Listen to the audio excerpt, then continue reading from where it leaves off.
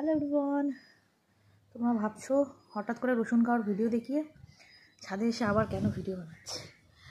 তো আজকের এই ভিডিওটা শুধুমাত্র আমার মায়ের জন্য। চুলগুলো সামনে চলে আসছে। আমার মায়ের জন্য শুধুমাত্র আজকের এই ভিডিওটা। যে রসুন খাওয়ার ভিডিওটা দেখলে সেটারও রিজন রয়েছে। এবং আমি ছাদে চলে এসেছি খেয়ে দিয়ে, সাথে করে একটা কমলা লেবু নিয়ে। এটা আমি খাবো একটু পরে। যাই হোক, এখন রোদে বসে আছি, আজকে মাথা ঘষেছি সেই জন্য। আর যেহেতু আমার ঠান্ডার ভীষণ প্রবলেম, মানে অ্যালার্জিক ঠান্ডা আছে, ঠান্ডার ধাত প্রচুর প্রবলেম হয় শীতকালে আর কি। যাই হোক, আমার মায়ের বক্তব্য থাকে যে ডেলি 2টো করে রসুন খাওয়া আর রোদে বসা।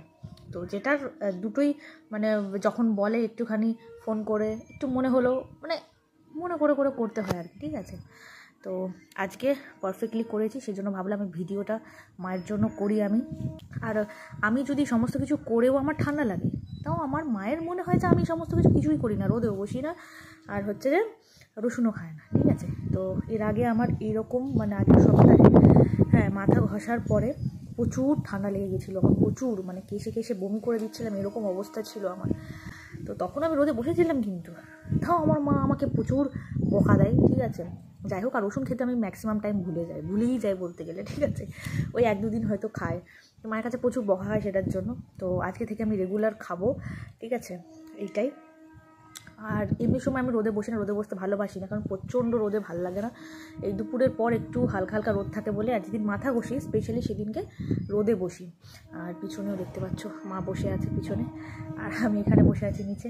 আর চুলগুলো দেখো না, হাওয়াতে এত হাওয়া দিচ্ছে, আমাদের এখানে প্রচুর হাওয়া দেয়, যেই কারণে না রোদ দিক আর যাই দিক মানে ছাদে বসতে ভীষণ প্রবলেম হয় আমার। চাদর টাদর ঢাকা নিয়ে বসে আছি, এখন তো কানটা ঢাকা দিতে পারবো না, কিন্তু প্রচণ্ড হাওয়া লাগছে। আমার চুল যেভাবে উঠছে তোমরা দেখেই বুঝতে পারছো হয়তো। যাই হোক, দেখো মা, রোদে বসে আছি আমি, আর রসুনও খেয়েছি আজকে 2-2টো।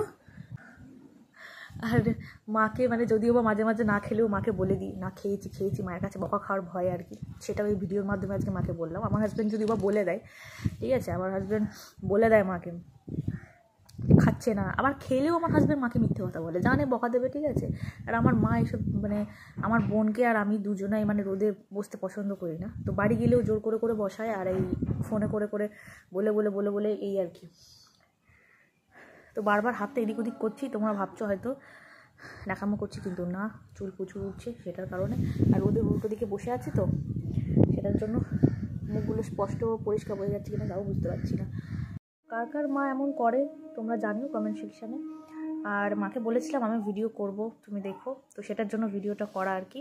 তো রোজ রোজ তো ভিডিও করবো না, চাইলে তো মাকে আমি ভিডিও কল করে কিংবা ভিডিও করে আমি পার্সোনালি হোয়াটসঅ্যাপে পাঠিয়ে দিতে পারি, সেটা বড় কথা নয়। বাট ভিডিওটা করলাম আমি, ওই একটা ভিডিও হয়ে যাবে। প্লাস আমি মাকে বলেছিলাম ঠিক আছে একটা ভিডিও করব, তুমি দেখে নিও, সেটার জন্য ভিডিওটা করা।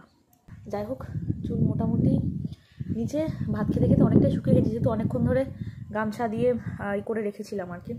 তো ওটাই গরিব মানুষ, গামছা দিয়ে চুল বাঁধি, বড় লোকেদের টাওয়াল দিয়ে করবো, বুঝতে পারলে। ঠিক আছে, চলো টাটা।